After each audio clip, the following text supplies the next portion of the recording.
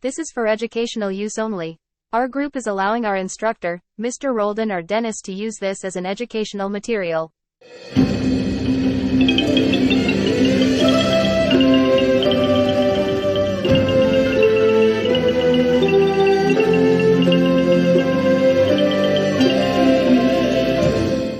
In this video, we're about to discuss the Asian regionalism, differentiate between regionalization and globalization, identify the factors leading to a greater integration of the Asian region, and analyze how different Asian states confront the challenges of globalization and regionalization, including what is Asian regionalism, why there is an Asian regionalism, what is an example of regionalism, what are the advantages and disadvantages of regionalism, what are the factors of regionalism, what is the new regionalism, how does regionalization affect globalization, what is regionalism in Philippines, and lastly, what is the difference of regionalism and globalization.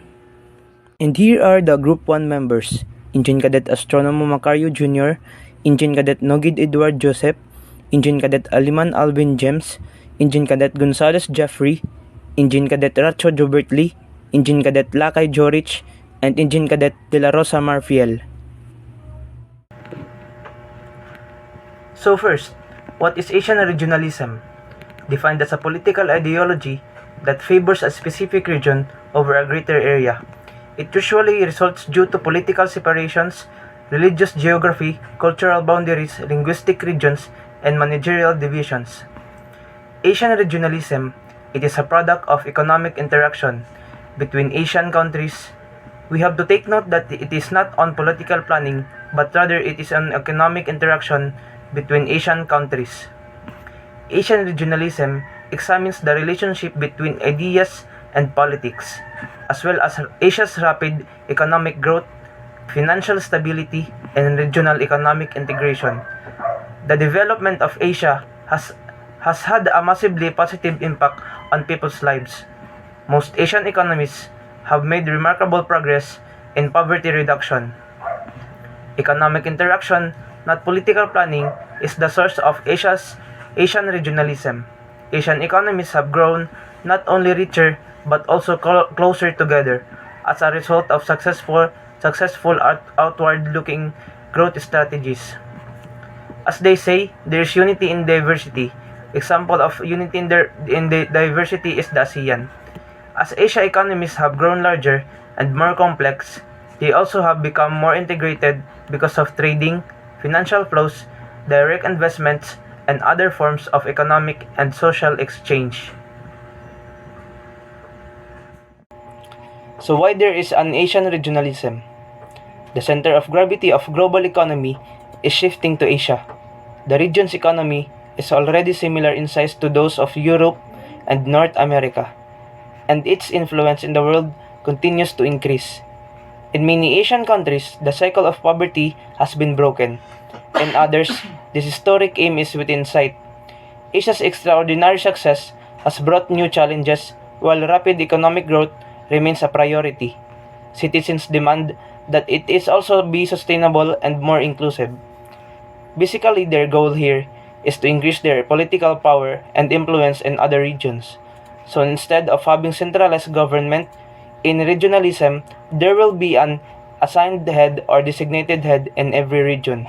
Asian regionalism is the theory or practice of regional rather than central systems of administration, of economic culture, cultural, or political affiliation.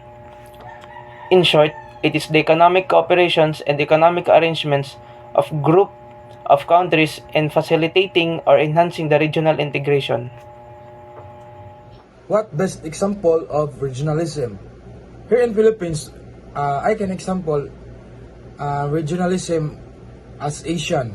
So Philippines is a member of ASEAN.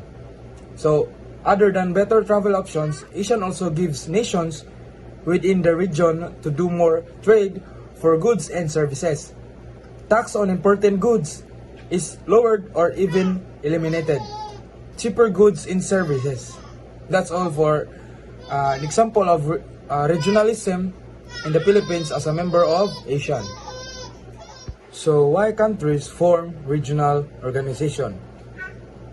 So regionalism encourages local government to pool resources, talents, and effort. Collaborating in this way creates more effective planning that all governments, both big and small, can participate in. It also creates a larger budget to deliver strong results. So I'm here to talk about the advantages and disadvantages of regionalism. So what is the advantages of regionalism? So the advantages of regionalism includes that having individuals learn their roles in the community. So the second of it is regionalism solves large and complex issues. So the example of that is some issues are too large for any one unit government to tackle alone. So Centralina has the experience, data, and expertise to lead holistic area-wide planning. Our broad regional lens allows us to plan for a future and vibrant downtowns, walkable centers, better connected transits, more efficient infrastructure, and better delivery of goods and services. So, the second advantage, the third, advantage of regionalism is that it improves quality of life. So, the example of it is that our region's transportation, economy, housing, workforce, and social activity transcends county lines. Today, more than a half our region's population lives and works in different countries. Regionalism offers a coordinated solution that weaves these systems and geographic areas together. This ultimately connects individuals to more housing, transportation, and education options, greater job opportunities, and improved social centers. The next advantage is it improves efficiency and effectiveness. So, regionalism encourages local governments to pool resources, talent, and efforts. Collaborating in this way creates more effective planning that all governments, both big and small, can participate in it. It also creates a larger budget to deliver stronger results. This, in turn, allows local governments to deliver services and address needs more efficiently within their communities. So next is it helps the growth of a region. It's simply because when local governments use our regional platform to define area-wide priorities, Centralina becomes a unified voice for the region. We use that collective voice to advocate for policies and funding at the state of federal level that will support the region's shared priorities. It also aligns federal, state, and local efforts to maximize efficiency and ensure planning efforts are working in the best interest of individuals. So lastly, it exercises the leadership. That's all for the advantages of regionalism. Let's go to disadvantages of regionalism. So what are the disadvantages of regionalism? So the disadvantages of regionalism. Disadvantages of regionalism is that it can be too inclusive and keep the individuals out. So another example of a disadvantage of regionalism is that identity crisis. Next is financial setbacks, high economic and environmental risks, and lastly, the identity of a poor regions. What are the factors of regionalism? More specifically, regionalism refers to three distinct elements. First, movements demanding territorial autonomy with unitary states. Second, the organization of the central state of a regional basis for the delivery of its policies, including regional development policies. And the third, political decentralization and regional autonomy. So, regionalism is a political ideology that seeks to increase the political power, influence, and self-determination of the people of one or more sub-national regions. So regions may be delineated by administrative divisions, culture, language, and religion. Among others, regionalist demands occur in strong forms such as sovereignty, separatism, succession, and independence, as well as more moderate campaigns for greater autonomy, such as states' rights, decentralization, or devolution. Thank you. Good everyone, I'm Cadet Gonzales Jeffrey. My topic is what is a new regionalism? So, the new regionalism is the comprehensive, multifaceted, and multidimensional process that implying a change of the particular region from relative heterogeneity to increasing unity with regard to a number of dimensions, the most important being the culture, society, economics, politics, and political regimes. What is Asian regionalism in contemporary? New Asian regionalism can be understood as a normative integration process that is centered on the 10 members association of Southeast Asian nations or ASEANs. So my explanation about new regionalism. So this article explores what it can be agenda from increasing dialogue between European Union studies and new regionalism studies with international regionalism. My explanation about new regionalism. So this article explores about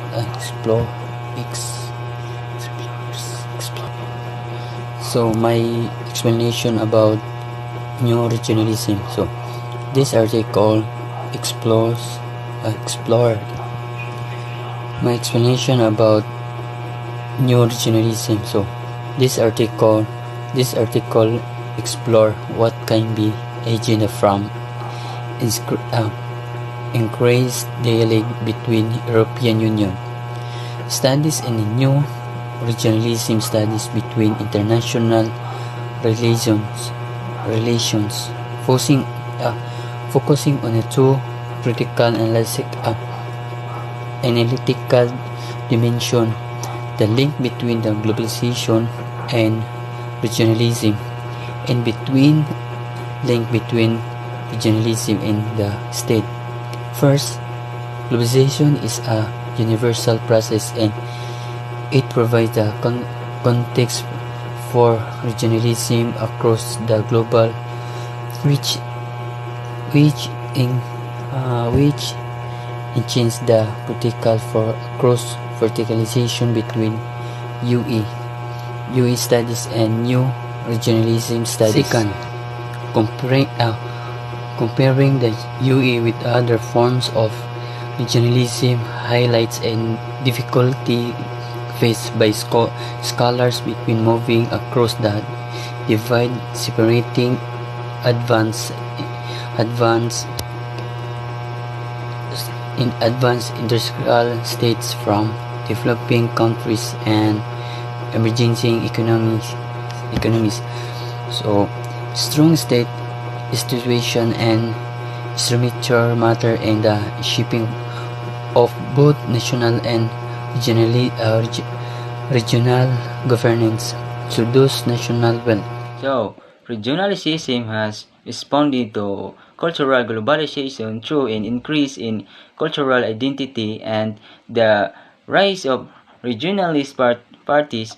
Therefore, it has been properly argued that regionalism is in fact a building block of achieving global peace and cohesiveness through its more specified and regulative approach. So, rather it will be shown that the more important characteristic of this relationship is that regionalism represents a stepping stone on the way to globalization.